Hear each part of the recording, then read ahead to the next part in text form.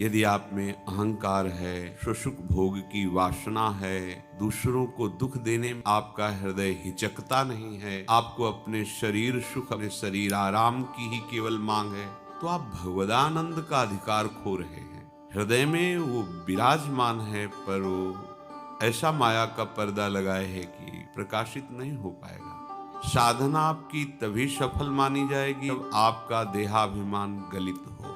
जितना गलित हुआ उतने ही साधना सफल हो रही। देखो, देहाभिमान में कितने दोष भरे हुए हैं।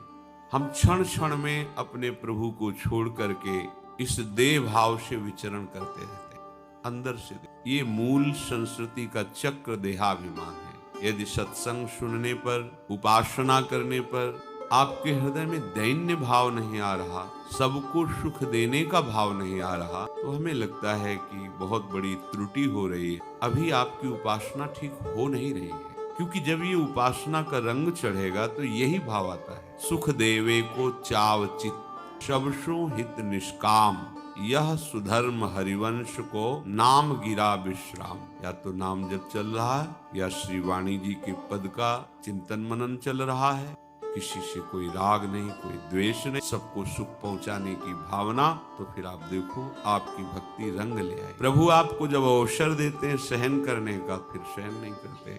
आप अपने सुख आराम, देह भाव की पुष्टता सुरक्षित रखना चाहते हैं।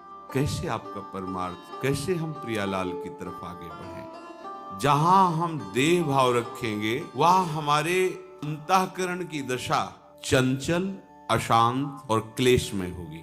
जो लोग हर समय हर चेष्टा देहाभिमान से करते, कर्तृत्व भोक्तृत्व भाव, कामना, भोग में आसक्ति, उनका चित्त विभ्रांत रहता है। क्या करना चाहिए, क्या नहीं करना चाहिए, उनकी बुद्धि ठीक न्याय नहीं कर पाती। वो देह सुख, इंद्रिय सुख की लालसा से अपराधों में उतर जाते हैं। उनको ये ज्ञान ही नहीं होता कि मैं जो अपराध कर रहा हूं, इसका क्या परिणाम होगा। मोह जाल समावृता, क्योंकि उनके ज्ञान को, उनकी बुद्धि को मोह ने आवृत कर रखा। उनसे जो चेष्टा होगी वो मोहमयी होगी। अपने शरीर संबंधियों का सुख, अपने शरीर का सुख, इंद्रियों का सुख, इसके लिए कुछ भी करना पड़े, वो फिर अधर्म पूर्वक चलने में बाध्य होते। ये बिल्कुल सच्ची बात समझिए। देहाभिमान बहुत बड़ा दुख का हेतु है।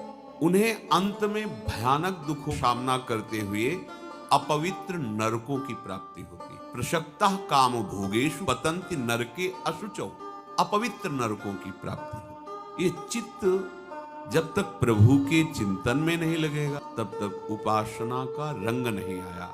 और आप सच्ची मानिए, जब तक आपको अभिमान है, तब तक चित्त निरंतर प्रभु में नहीं लग सकता। चेष्टा अधर्म की होती रहेगी, अपराध बनता रहेगा। और ये विवेक से इसका समन करो अभिमान का, ये बहुत जल्दी शांत हो जाएगा। यदि सबको सुख देने की भावना आ गई, अपने में लघु भाव, अमानी भाव, दूसरों को मान देना, सुख देना, प्रायः सत्संग में सुनते हैं, पर आचरण में नहीं। आचरण में इसके विपरीत देखने को मिलता है। देहाभिमान गलित होना, भगवत राज्य में प्रवेश पाना। हम सब इसी मार्ग के पथिक हैं, और हमारा जितना प्रियालाल के कृपा से ज्ञान उदय हुआ है, उसका हम प्रयोग करें। सबसे बड़ी बात है, समझ लो, दूसरों को दुख देने के समान कोई अपराध नहीं है। दूसरों को आदर सुख देने के समान कोई पुण्य नहीं। आप अपने को भजनानंदी समझो, अपने को वृंदावनवासी समझो, और दूसरे की अवहेलना करो, दूसरे को दुख पहुंचाओ। मुझे नहीं लगता कि प्रियालाल प्रसन्न हो।